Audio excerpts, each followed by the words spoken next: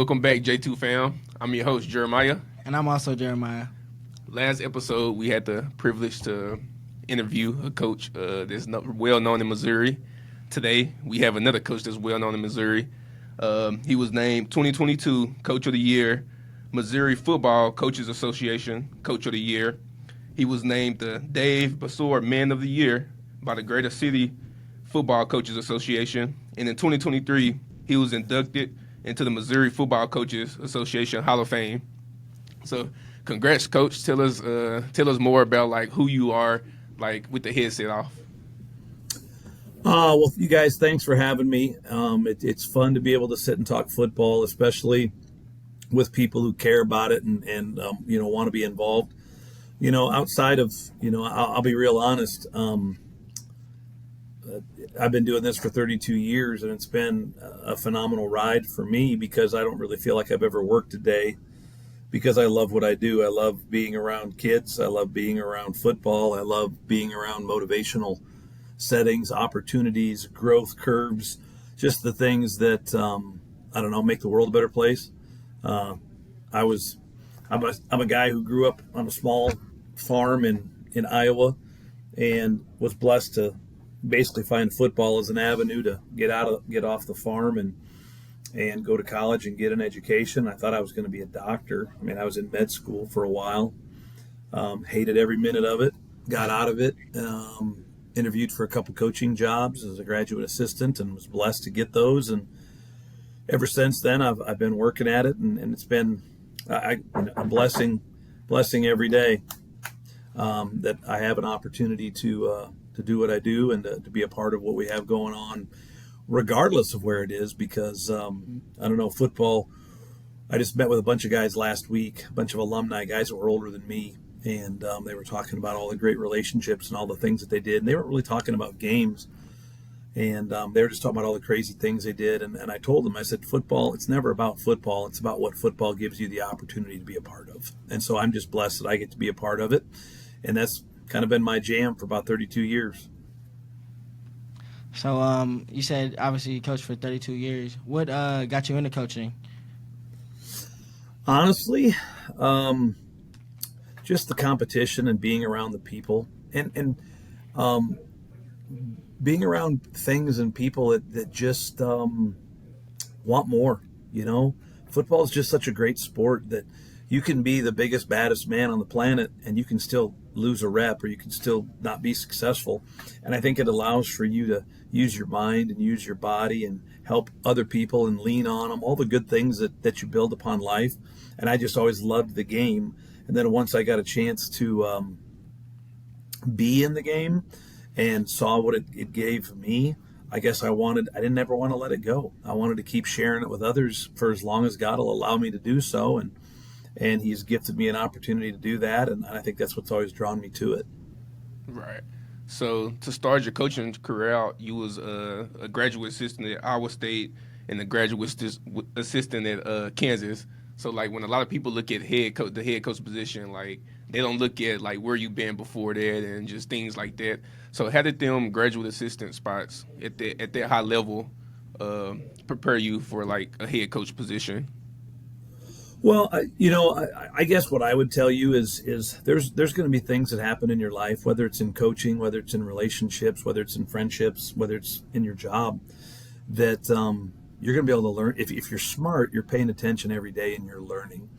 And so there's things at that level that I learned that I love to do and I wanted to continue. There's things that I saw at that level that I didn't like. And it's the same thing when I was an assistant at Central Missouri or an assistant at William Jewell or an assistant at Morningside or whatever that was. There were things that I learned throughout that process that there was certain ways you do things, and when you do certain things and you surround yourself with certain people, you're like, wow, that's good, that works. So I want to keep doing that and I want to build on that. And then there was other things when you tried them and you met or people that you ran into that you went, oh wow, I don't like that person. I don't like the way they coach. I don't like the way they teach. I don't want that person on my staff or someone like that. And I think what's been beneficial throughout all of those things and different levels, being at the Division I level, being at the Division II level, even being at the NAI level, all of those levels have pluses and minuses to them.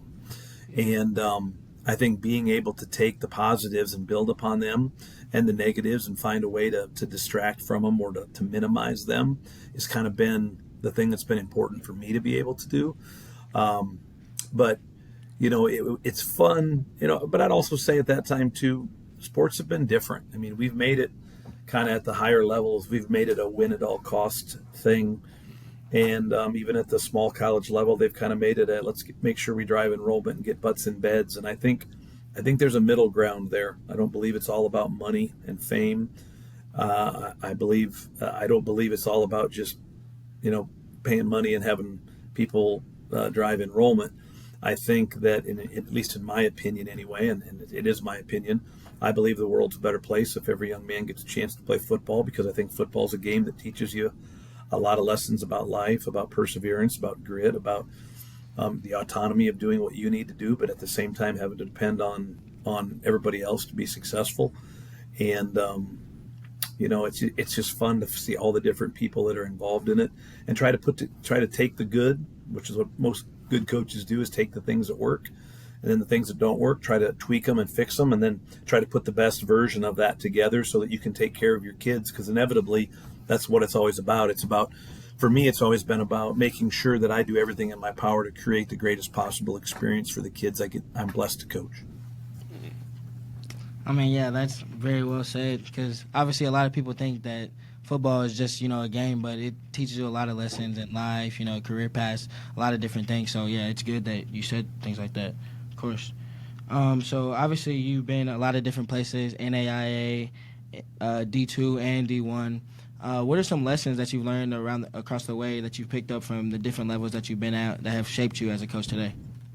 Well, I've been at the high school level too. When I got out of college for a while and for a long time and became a head high school coach because I didn't want to move around all the time, and I wanted to be able to take care of my family and kind of wake my kids up in the morning and tuck them in bed at night, and didn't want to be out all the time. And I think the lessons and things that I've learned are the things that matter the most. Why football is special is not just because you get to play the game. And I mean, for some people, yeah, they love to hit people. Some people love to throw touchdown passes. Some people love to catch the ball, whatever. Everybody's got their own jam. But when the day is done, I think the most important thing that I learned as a very young age as a football coach is that it was the family of the guys that were together that gives the greatest legs to the experience. Everybody's, I was blessed to have two parents in my house that raised me and took care of me and helped me through things. And I had some friends who didn't have as good a situation as I did. But even as a coach, I have kids that come from two-parent families. I have kids that come from single-parent families. I've had kids who, both parents were out of the picture, and we had to help raise them and take care of them. And I think what I found is that providing a family and being able to meet kids wherever they need to be met, whether it's I need to be the preacher, the teacher, the mentor, the coach, the butt kicker, the hugger, the shoulder to cry on, I don't know, whatever it is, and that's going to change day to day too. And so I guess what I've always tried to take away from it is my job is to make sure I'm there for whatever they need me for. Someday it may be motivation. Someday it may be to lend a shoulder. Someday it may be to walk them to a class or find them a job, or I don't know. I guess the thing is making sure you're there. And so always trying to be there is probably the most important lesson I've learned. Whether you're a high school kid, whether you're a college kid, no matter of the level, you're going to need somebody in your corner. And I just want to make sure I'm always there. For sure. What's that feeling? What's that feeling like, knowing that you can not only impact a player as a football coach, but also as a more meaningful figure in their life, and that you can set them on a better path? What's that feeling? Well, yeah, it's awesome because it gives you value. For me, coaching keeps me young. It allows for me, and I say this a lot of times, and I make jokes, but I think I have the best job in the world. When I was a high school coach or a college coach, I got to see the best of the best every day. I also got to see the worst of the worst too, which was kind of fun because in my job, I got to see, love stories because people have relationships. I get to see tragedies. I get to see, kids acting and growing, and just it's almost like I've got my own little version of Netflix here. And it's kind of fun that it makes me grow. It helps me grow. It keeps me younger. It allows, and every day is something different. It's never boring. I think I've found some things over my career that I think are pretty solid as far as, truth, I guess, as I would say. I've never met a bad kid. I'll just tell you the truth. 32 years. I've had some kids that have made mistakes, and I've had some kids that lost their opportunity to be a part of our family and a part of our team because they didn't meet the expectations or follow the rules. But I've never met a bad kid. What I've met is a lot of bad adults. I don't have very many problems with kids, but sometimes adults can be a pain in the butt. And so I'm pretty close with the kids because most kids, it's really pretty simple. They need three things. They want to be noticed, they want to be a part of something, and they want to be loved.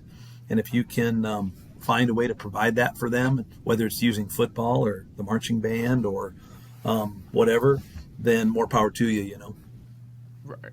Yeah, that definitely speaks a lot about just you as a coach and just your mentality, the way you attack coaching your players. Because many like coaches, especially I know this at the high school level, especially back where I'm from, like the coaches, they only care about like what can you do for me. Like I only want these wins. Like I don't really they don't really help the student athlete, especially like back in my town, like where it's an impoverished neighborhood. And so how important is that to like balance that, like where you making sure that like you're able to win and that you're able to take care of the kids and things like that. Well, I think for me, there's certain things that I think are always fundamental. People call them pillars, people call them fundamentals, people call them truths. I don't know, whatever you want to call them.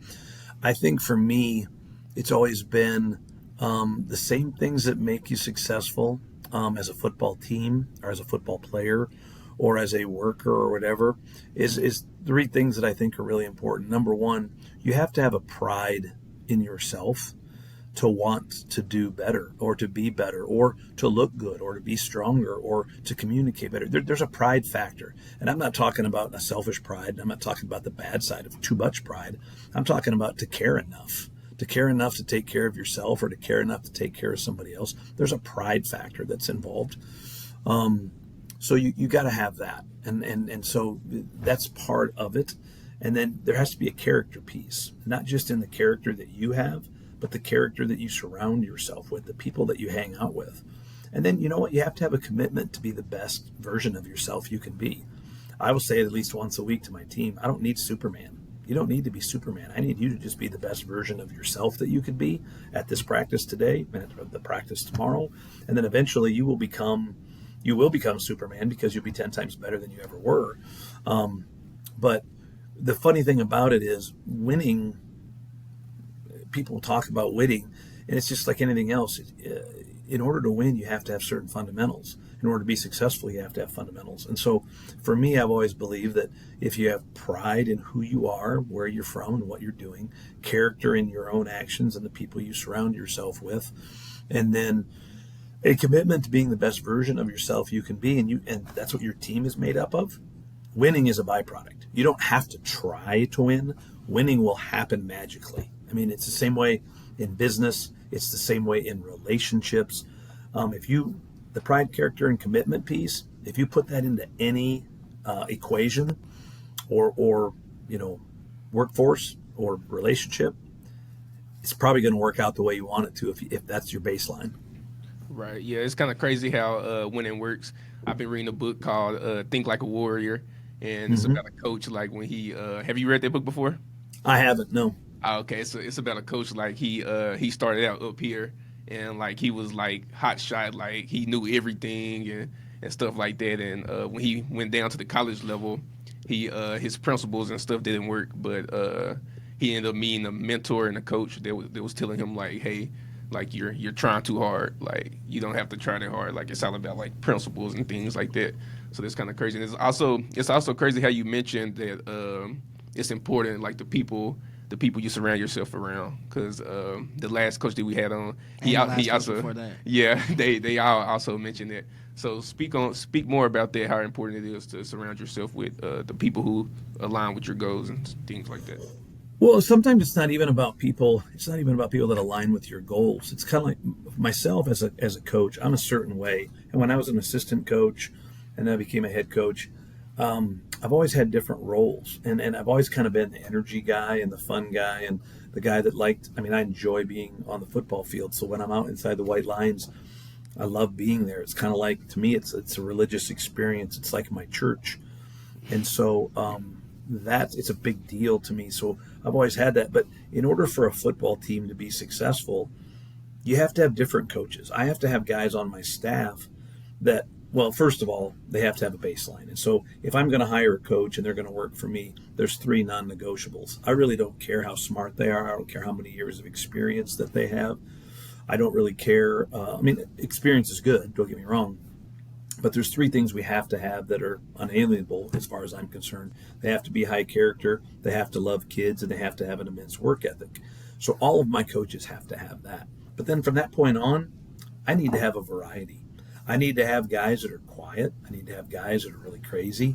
I need to have guys that are really intelligent and kind of, deep thinkers. And so the football staff needs to be kind of a cornucopia of all different kind of things, so that the guys within the team can see different people and say, well, he's kind of like me, or he's kind of like me, or he's kind of like me, or he's kind of like him, or he's kind of like that.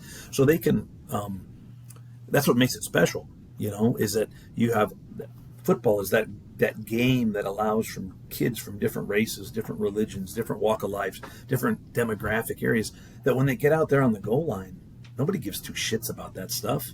They want to either put it in the end zone or keep you out of the end zone. And when they're hugging each other and they're celebrating, nobody looks at any of those things. Nobody cares. Nobody cares.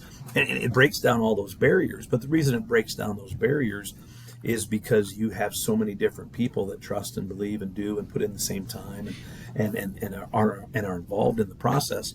And so for me, I want to have as diverse and different of staff as I can have, so that every kid on my team has somebody that they can relate to. Not every, I'm a kind of person where some people are comfortable talking to me on a day-to-day basis. Some kids I scare the crap out of, right? Because I'm pretty forceful and I'm the head coach. And so I want someone that can relate to everybody or relate to different people, so that we can put a whole group of people together that, again, strengthens the breadth and the width of our family. So to me, that's pretty important, is diversifying your staff. And I'll be honest, I'm where I am today. I've had a great career because I've been blessed to have hired tremendously great coaches that help me coach great kids. And it's a team effort, and every little person, every person's oddities or greatness makes it special. For sure. So, I mean, talking to you, we've obviously broken down that you're a pretty good coach, but you also seem like a pretty good person as well. What has instilled these values in you as a person and led you to not only the coach, but the man you are today? Well, it all starts with my dad. My dad, no longer with us, but started with my family, obviously. But then, I had great coaches and mentors throughout my life. And don't get me wrong, man. I mean, I've made mistakes too. There's things that have happened in my life that if they would have went one way or the other, I wouldn't be where I am today. So I would say that my family growing up and my faith in God and the religious aspect that I believe that patterned my life around has been a distinct and immense blessing. But at the same time, I think the last part comes down to not wanting to let anybody down.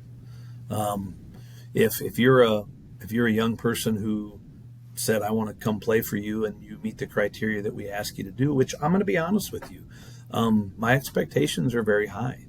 My expectations for you as a human being, my expectations for you as a student, my expectations for you as a football player, none of it has anything to do with athletic ability, but it has to do with the things, that the human factors that matter. my expectations are very high. But I also want everyone to understand that there's a gift with that too. That if I'm going to wake up every morning and I'm going to promise you that I'm going to absolutely bust my butt to help you be the best that you can be, and you're going to get my best. The day that I'm done coaching, you'll know that I'm done giving my best, because that's all I know. That's all I want to be. And so, that being said, if I'm going to promise you that, then by gosh, I expect the same thing from you. And that's always been that way.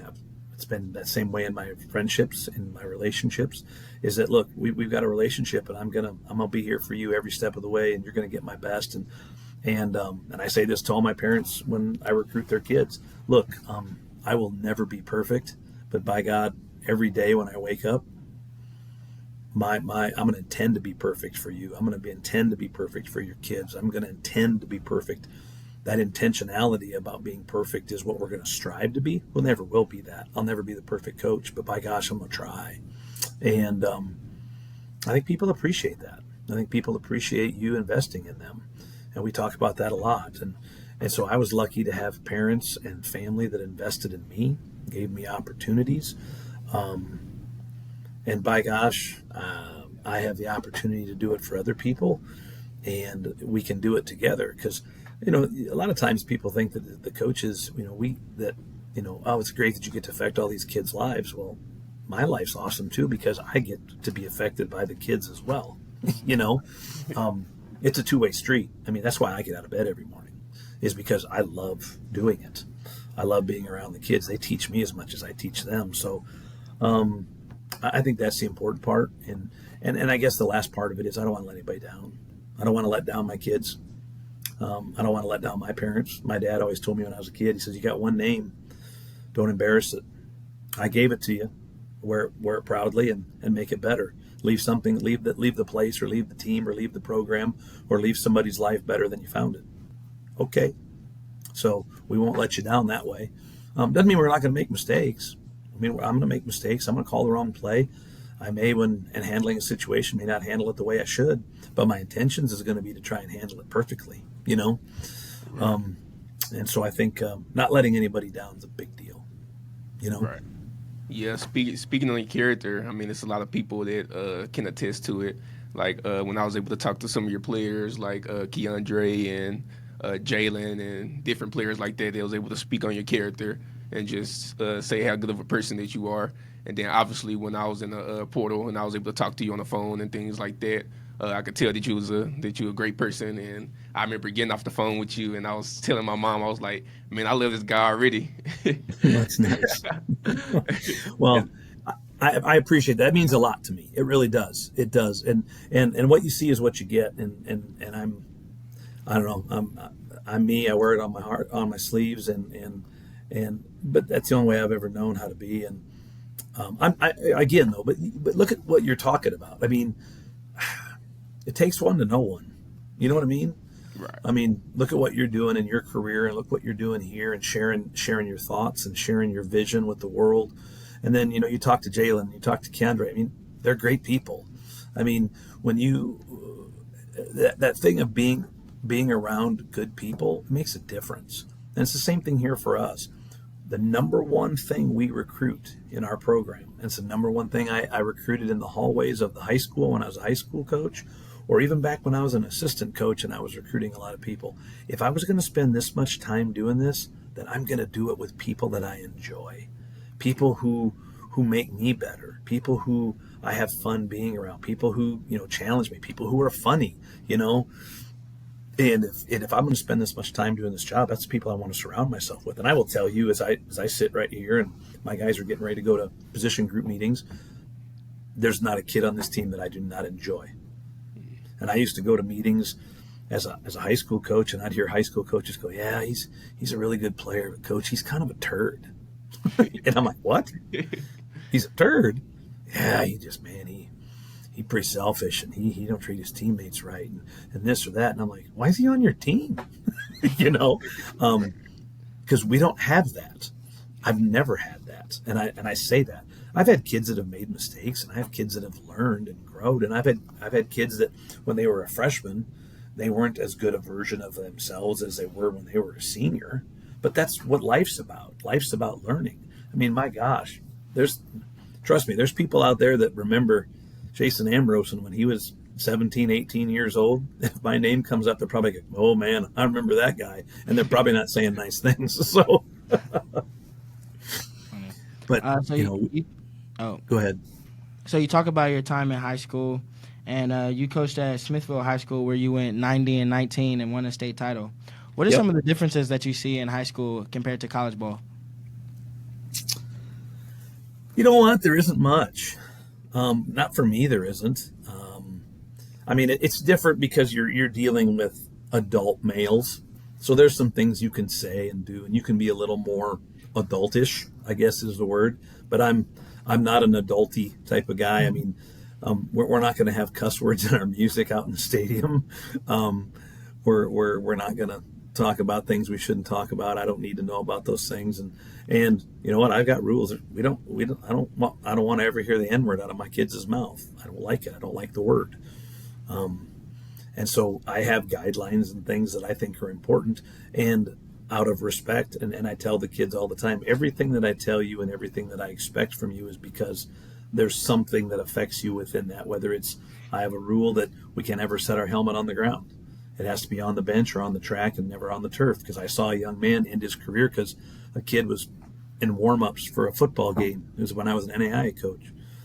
He was out warming up and he wanted to play catch with the quarterbacks. He threw his helmet down on the ground and a kid was returning punts and he stepped in it, blew out all 3 ligaments and never played again. And so I don't want that to happen to any kid.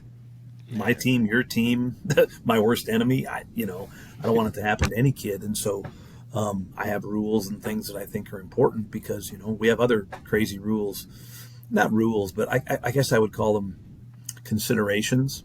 Like, here's a consideration that I think is really important in a football program. There's 3 things we don't talk about to each other or make fun of or criticize or make jokes about. We don't make jokes, make fun of, or talk about moms, girlfriends, and sisters. Because you know what? That can really upset somebody. Yeah. So, age and experience has allowed me to find things that I think really help us be our best version of ourselves. And so, to me, high school football wasn't really any different. I mean, it's different because the kids are at home with their mom and dad, and I don't have to be as involved. At the same time, I think it depends on high school.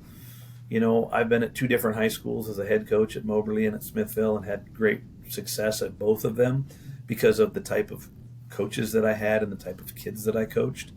And both programs were ones that I had to turn from. I mean, it was the worst football program ever. Averaged 1.8 wins per year for 54 years. But it was because they didn't understand family and they didn't understand it was very impoverished place.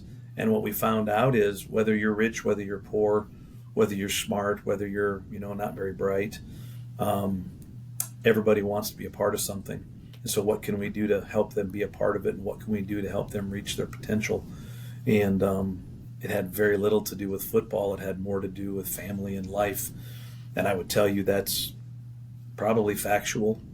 I don't know if that always translates at the Division I level, because they're just such great athletes, or even at the NFL. But I would tell you that even at the NFL, the guys that get along the best and enjoy each other's company probably are the best teams in the NFL, because they're going to play hard for each other. They're going to lay it on the line for each other. I would say it's the same way in college. I think Nick Saban had found a way to get that, and several other coaches, Bob Stoops over the years, people that I highly respect, they found ways to take the best athletes in the world with the highest character in the world and got them to learn how to play together. And I don't think it matters what level you're at. I think that's important. I think NIL and the portal and all that stuff now has affected some of that stuff.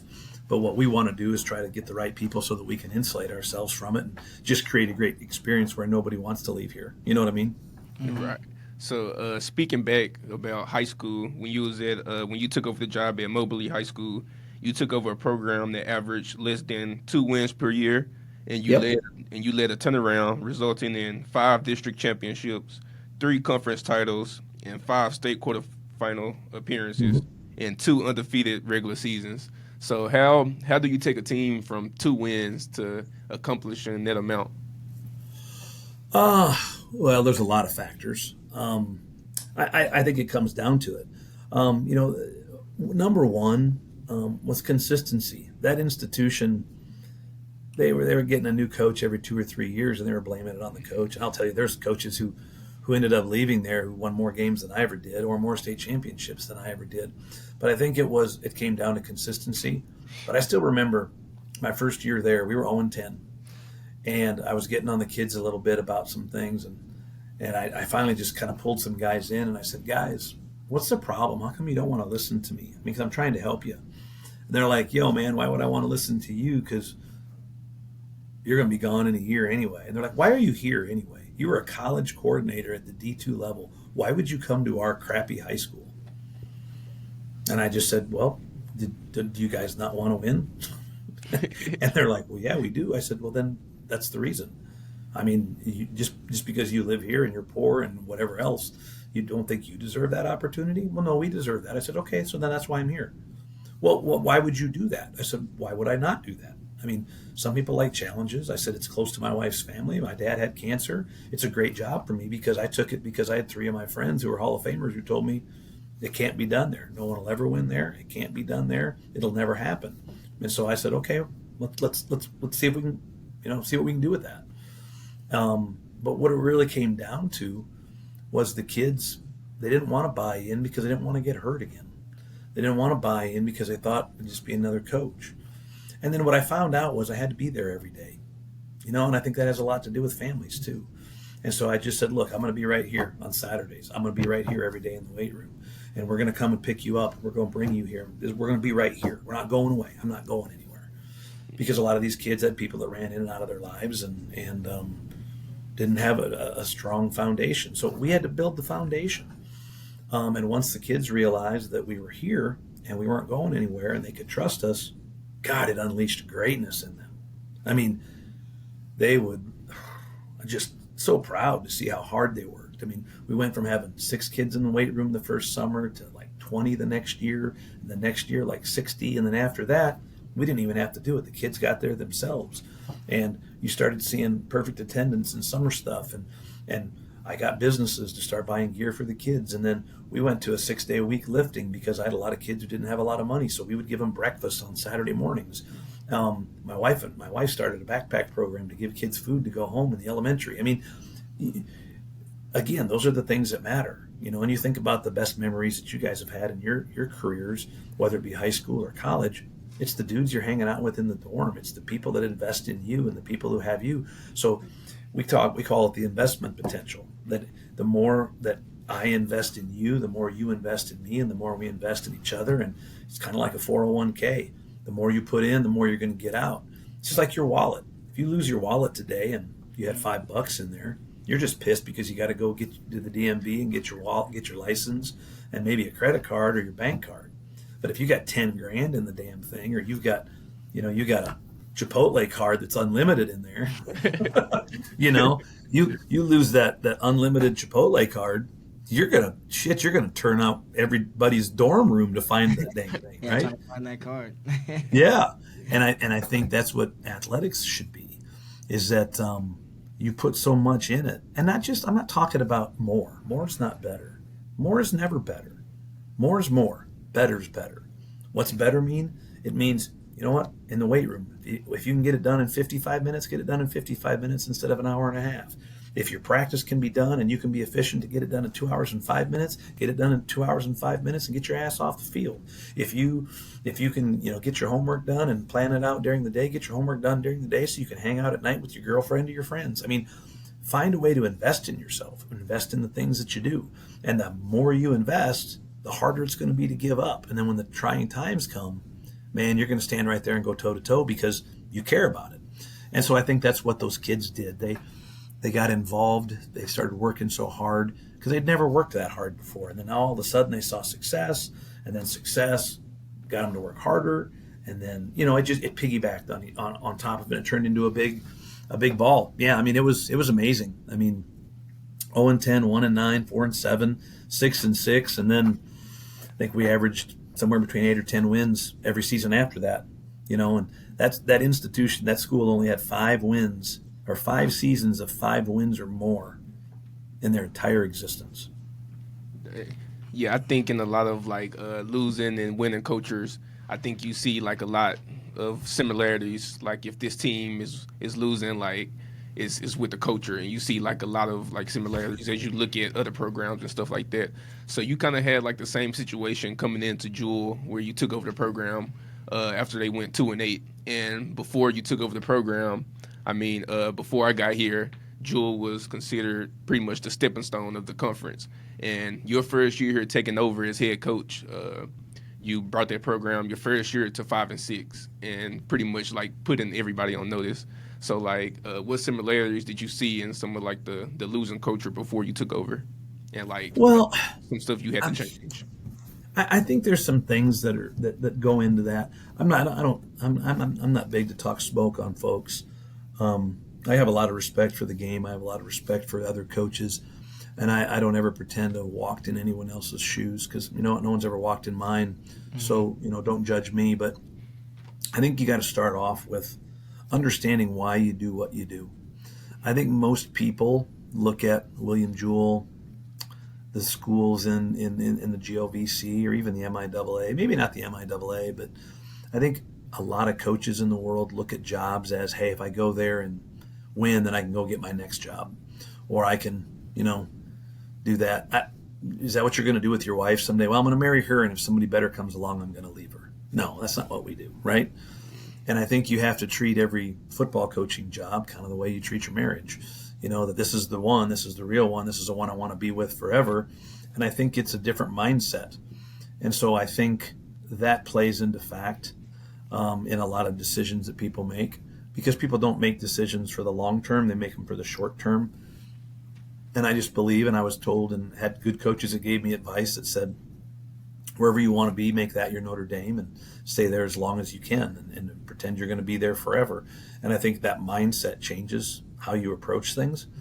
And so coming in here, I had a background in Jewell, and I knew that it has the potential to be good, but they'd never committed to it. I mean, I had an opportunity to take the job in 2001 and 2011, both times, but they weren't committed to it. I love the educational piece. I love the location. I know a ton of alumni from here that have graduated who are phenomenal people, some of my best friends and people that I've been impressed to work with my whole life. And so I wanted to come back here and restore this thing. But what I found out was that the kids who chose to stay here, they wanted the same things I wanted. They wanted discipline. They wanted to win. And they didn't just talk about it. They wanted to earn it and work about it. And the coaches that were here before me did a good job of recruiting good kids. The ones that stayed here, if I get a chance to shake any of those coaches' hands, I will. I'll tell them good job, because they did that. But there's other things that have to be fixed. It's never just about football. Whether it was at Moberly, whether it was at Smithville, it's never just about football. It's about people. It's about culture. It's about establishing the expectations. It's about making sure that you're all on the same page. And in order to reach the highest highs, you got to have administrative support. So you have to be a team player. And it's not just about football. It's about so many other things. We went 5-6 last year. We should have won 8 games. We lost 2 overtime games, and we had a couple bad calls that switched to another game. I'm still pissed about last fall, to be honest with you. But you know what? We had a team that I was very proud of, and I think what you have to understand as a coach is so many times coaches get caught up in, and I think players do too, because you guys as a generation, you look at it. If you win a game by 1 point, you think, oh well, we kicked their butt, right? And if you lose, it's like, wow, 1 or 2 plays and it'd have been different. And so people have that mentality. How about just going out and putting your best out there, seeing what it gets you? And, I try to gauge everything on my teams as, did we achieve at the level we were capable of achieving? I mean, I'll tell you right now, do I believe that William Jewell College will win a national championship next year in Division II? We're not ready for that. I know that. I know there's some really darn good football teams. Doesn't mean we're not going to try. Doesn't mean we're not going to try to be the best we can be. But we have to be real and understand. 45 of our 70 guys on our travel squad last year were freshmen and sophomores. So we got young guys playing against grown men, right? Mm-hmm. And so we have to understand what our strengths are, what our weaknesses are, and what we can do. Doesn't mean we can't play with anybody. I'm just saying that's not a realistic goal right now. So we have to make sure that we achieve at the level we're capable of achieving. And it was the same way in high school. If you're a high school team and you don't get to recruit kids, you're not a private school, and you graduate, you're a school that graduates 19 of 22 starters that were seniors, and then you don't have a lot of depth to bring them back, you might not win another state championship, right? But it doesn't mean you're not successful. If that team goes out and loses in the quarterfinals or the semifinals and 19 of them are new starters, my gosh, clap your hands and say, great job, kids, right? So you have to look at everything from a reality perspective. And I think there's certain things that meet that reality perspective first. Number one, are we good people? Number two, are we giving it our best effort? Number three, did we put the work in? Number four, did we do the things necessary to be successful? Not turning the ball over, not having stupid penalties. I mean, those are the things that you can control. I can't control the officials, and I can't control the weather, and I can't control the kid on the other team, but I can work on what my guys do. And so, I think that comes down to, having the investment piece, but being realistic in what your expectations for your kids are, So obviously we've been talking about these numerous turnarounds that you've been over or a part of for different programs. What gives you that confidence and belief in yourself to just be like, I know this has maybe not worked out in the past, but I'm the guy that can turn this program around? What gives you that sort of belief in yourself to know that you're the right guy for the fit? Yeah, that's a good question. I don't know if I have an answer for you. I guess it's the challenge of doing it, but I think more importantly, I know what's important to me, and to me, it's always about relationships.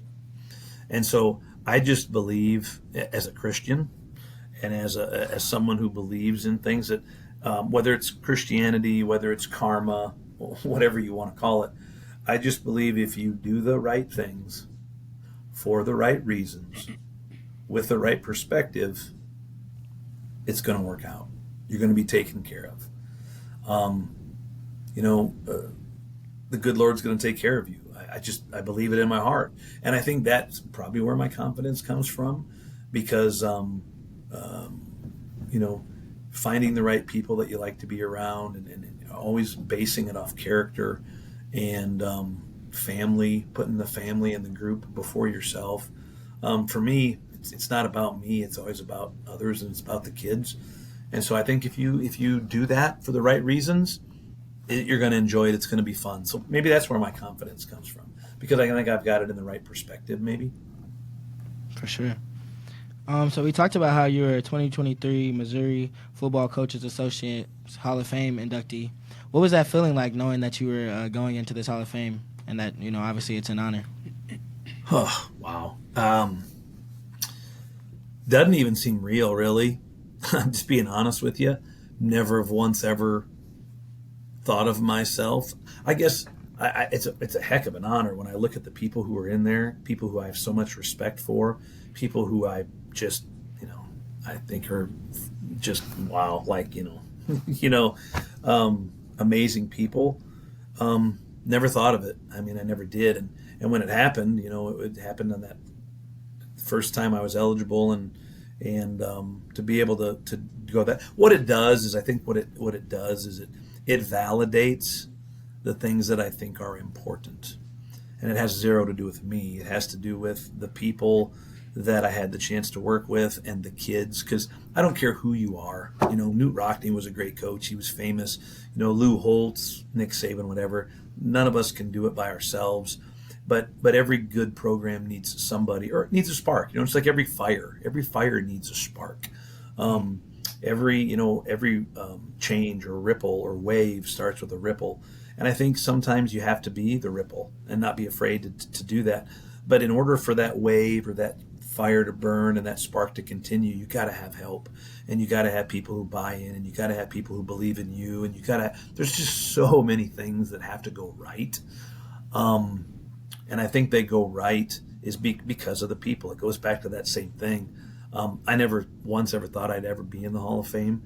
The fact that it happened is amazing. But more than anything else, it's a testament to the young people that played for me and the coaches that worked with me, because it's my name's on it, because maybe I was the guy in charge, or I was the spark. But the list on that plaque, I mean, it's pages upon pages upon pages upon pages of names that allowed for that to happen. And honestly, there's people on those pages that none of that would have happened without them. You know, I've got a friend who passed away during COVID who would never have happened in Moberly without him and the other coaches and the people that were there. And same way, it would never have happened if I wouldn't have met the woman that I married. I mean, you know, all of those things, whether it's the right kid at the right time who made the right play, or the right coach who said the right thing, or the guy who chose to come and work with us. I mean, it's when you stop and look at it, it's kind of awesome to even think about it, that that would happen, because there's just so many pieces that made it happen. And if you take any one of them out, it doesn't happen. So here's a quote from Dan Lannon, head football coach at the University of Oregon. When William Jewell first hired you, he stated, "Get fired up. We just got a great football coach, and he's about to take us to new heights. I'm excited about the vision that Jason has for the program and what he's about to accomplish. Go Cards." And so I think that speaks a lot about your character again. Just like Dan Lannon, he's at Oregon, and he chose to make a statement about your hiring at William Jewell at the D2 level. And so how does that make you feel about like how Dan Lannon, what he stated about you? Well, I'm honored that Dan, you know, would say something that nice. Dan, you know, I got to know him through the process. I had met him before when I was a high school coach. I know he's a William Jewell grad. And just, you know, and there's some people that I know in the coaching world who've worked with him, been on different staffs, and seen the growth and the things that he's done in his career. But he's involved in this process. He's involved in what we're doing here. He wants his alma mater to be successful. He loved his time at William Jewell College. He cares deeply about this institution. You know, Bill Snyder, who was over at K-State, is also a William Jewell graduate, and he cares deeply about his alma mater as well. And I just think it's phenomenal that those people that are realistically have run multi-million-dollar corporations cared to make a comment about my insignificance being here, but it's because of their love for their institution and their desire to want to see it be successful, and the fact that I have the opportunity to help, you know, instill or rebuild or to make them feel proud in their alma mater. Then again, I don't want to let anybody down, and that's why I'm here, and that's why I want to do what I do. And so it means a lot for people to say that. It also run it down. Design is up. So run it down. Get your money up. Ooh, baby, it's dangerous. Your problems are just not the same to us. All right, so Coach, this is a question that we ask every coach that's on here. What is the best state to recruit from? You got people that say Texas, Florida, Cali. Like which state you feel like is the best to recruit from? Well, I think all of those states do things, have great football players. And I've seen that as a college coach, and obviously Texas, Florida, California has a lot to be proud of. So does Ohio, you know. Ohio was up there. They did the NFL results by state. Yeah, Ohio was like, yeah, they do a great job, especially when you look at all the places that recruit there. I'm going to go, and not because I'm going to say it's based on a number of great players in there. I'm going to have to say our local area, because the most, like I said to you guys earlier, when I was talking about creating the greatest experience I could for kids, we've got kids from Texas on our team. We got kids from Florida and California on our team, and I want that. I want that, one, because they're good players, but most importantly, I want that because they can bring. When I was playing at Iowa State, it was fun because I had friends that were from Houston, Texas, from Spring, and I've been to Houston before, and I had friends from Dallas, and I had friends from California, and so when I had different weeks, and even when I graduated, I could go see those guys and go to Fort Worth and run into some guys I played with and hang out with them as I got older. So to have that connection with different parts of the world, I think is important, or different parts of the country. I even think it's good to have international players on your team. So I want that. I want to be regional. At the same time, for me, I want to stick to my foundation, which is I want to create the best possible experience for our kids. How does that happen? The more kids that we recruit that are local, the more parents, people, cousins, friends from school and stuff we have in the stands. And when I first got here, I think there was 7 kids within 50 miles of William Jewell College's campus. And next fall, there'll be 66 players on this team from the area within 50 miles. And so that regional and having that kind of background, we averaged 1,100 people more per home contest last year than they'd ever had. That's big. And so if we can continue to grow that, then that's going to make the game day experience better for our players. It's going to make the game day experience better for our students that are here. And I think that's going to inevitably continue to help build a culture for the alums, and more people want to be a part of it because it's a big deal, right? That's why enrollment doubled at Alabama when they started winning and being successful, and why enrollment's gone up at Ole Miss. I mean, Ole Miss 10 years ago had 12,000 students, and so if we can recruit the talented kids that give us diversity and kids from all over the country, that's awesome. At the same time, if we can recruit our own backyard to increase having people at the games and make that a better experience, I'm going to say that I'm going to recruit more local kids because it helps the experience for them. Does that make sense? Sure. And obviously, sticking with recruiting, what do you look for when recruiting an athlete? Very simple. My recruiting model is very simple. Number 1, we want the highest character young man we can get. Number 2, we want someone who values getting an education. That's why you're going to school. So I want guys that want to get an education. I want guys that have something to prove, and aren't afraid to admit it, that they want to prove something to someone, and guys that are great teammates. That's our recruiting model. It's always been mine. That isn't going to change. For sure. And obviously we talked about best places to recruit, but obviously there's always some underappreciated places. What are some states that don't get as much recognition that you've gotten some great players from? I'll be honest. I was blessed when I played over in the World League, and back when I was young, like your guys' age, and got to play overseas. I recruited some kids to come over here and play American football over here that were playing over there. And that was fun to get some of those guys over here to play the game and to get that experience. I think as far as football now, it's become, let's be honest. Texas has been Texas for a long time. Florida's been Florida for a long time. Ohio, Pennsylvania's had a lot of really good football. Yeah. California, but I think when you really stop and look at it, there's been a lot more players coming out of Colorado. There's been a lot of good players out of Minnesota and Wisconsin, especially. People don't give Wisconsin a lot of play because a lot of those are D3 schools, but they're regional. And there's a lot of really, when you start talking about the FCS schools, even North Dakota State, and then you go over and get into Wisconsin, and then there's some good football that's played up there too. Even at the D2 level, Ferris has been pretty good. And they don't recruit a lot of kids from, a long ways away. So I think there's just good football players everywhere because the game of football's changed. It's become a nationwide thing. Whereas before, I think there were states that were way ahead of the ball game as far as what they were doing. And you can see that now, even in the NFL. You have a lot, it used to be most of the players were drafted. They were coming from Texas, California, Florida, Ohio, Pennsylvania. Now you got a lot coming from Missouri. You got a lot coming from Oklahoma. It seems like the sport has gotten better because strength and conditioning's gotten better, the coaching's gotten better, and the games become what you see on Friday nights looks more like what the NFL and stuff does now, college does. So the whole game's improved. Yeah, and so I know we going a long time, but I got another question for you. So sure. One of the persons that I was able to get close with over these past few months or whatever, Keandre, and he ran for more than 1,000 200 yards and 15 touchdowns.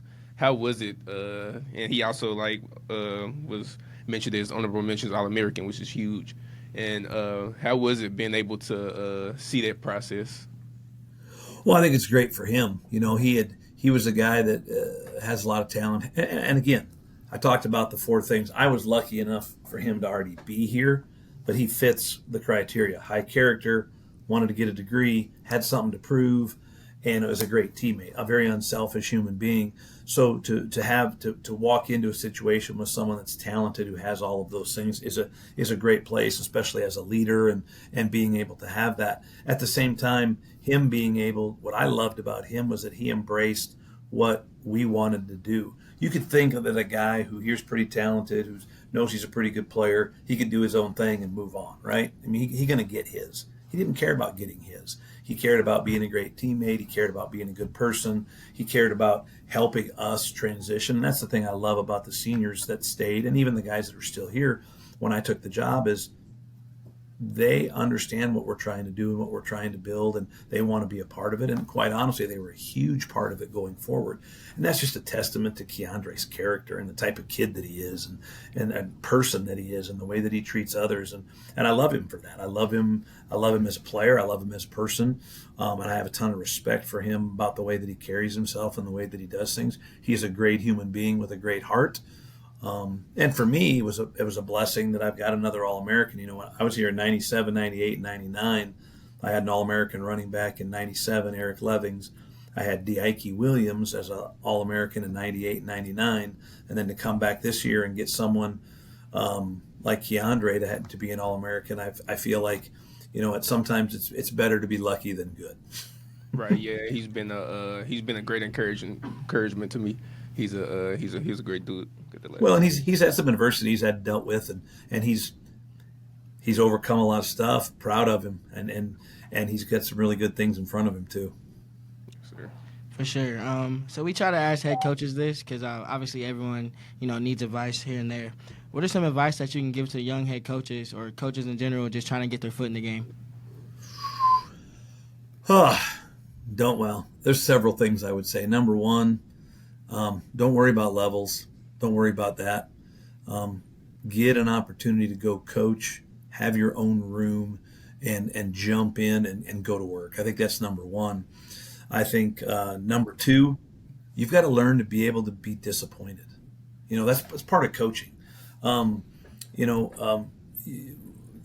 have to learn to be able to be disappointed. And what I mean by that is you can't be okay with it, but you have to learn how to deal with it. What I mean by that is kids are kids.